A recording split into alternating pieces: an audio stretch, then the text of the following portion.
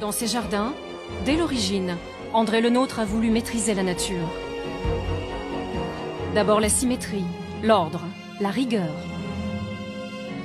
Puis au détour de chaque allée, il crée la surprise.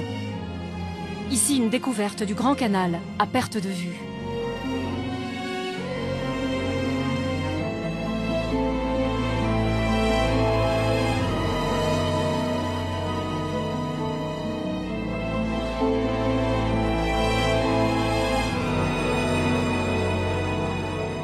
Le Nôtre joue avec les effets d'optique et de perspective, toujours à grande échelle. Il crée cette immense esplanade circulaire, rayonnante, au bout du Grand Canal, l'Étoile Royale. Une esplanade en étoile de même forme et presque de même diamètre que l'actuelle place de l'Étoile, à Paris. C'est ce que Pierre-André Lablaude et son équipe viennent de découvrir.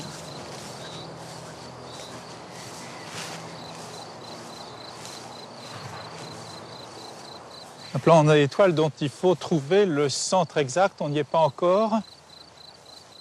Voilà, on y est presque. Là, on y est. Faites attention, là. Il ne faut pas marcher là. C'est la flamme du soldat inconnu.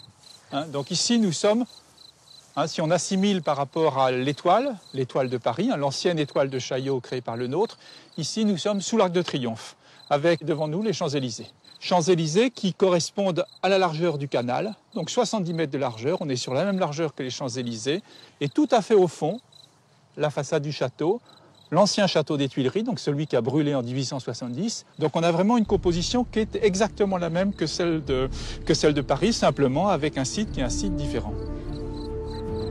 Étonnante découverte. Les deux places en étoile, très similaires, font face à deux perspectives quasiment identiques et de même longueur.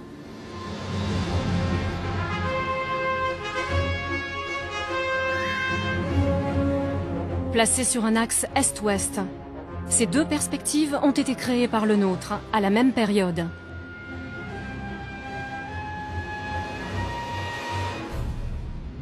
Elles sont composées exactement de la même façon.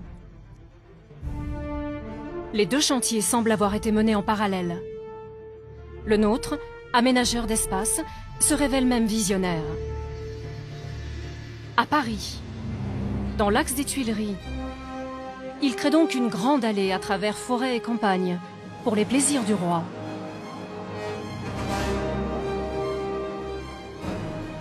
Elle donnera naissance à la plus belle avenue de la capitale, les Champs-Élysées.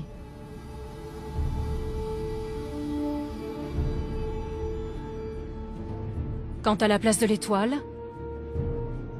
elle n'était qu'un carrefour de chasse à l'origine.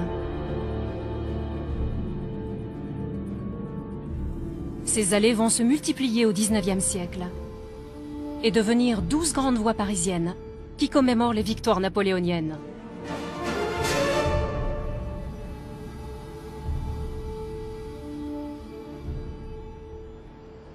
Le plan en étoile, c'est un motif d'aménagement du territoire. C'est aussi quelque chose qui est fait pour ménager des vues, ménager des perspectives. Mais toujours cette volonté d'ouvrir vers le fond du paysage jusqu'à l'horizon.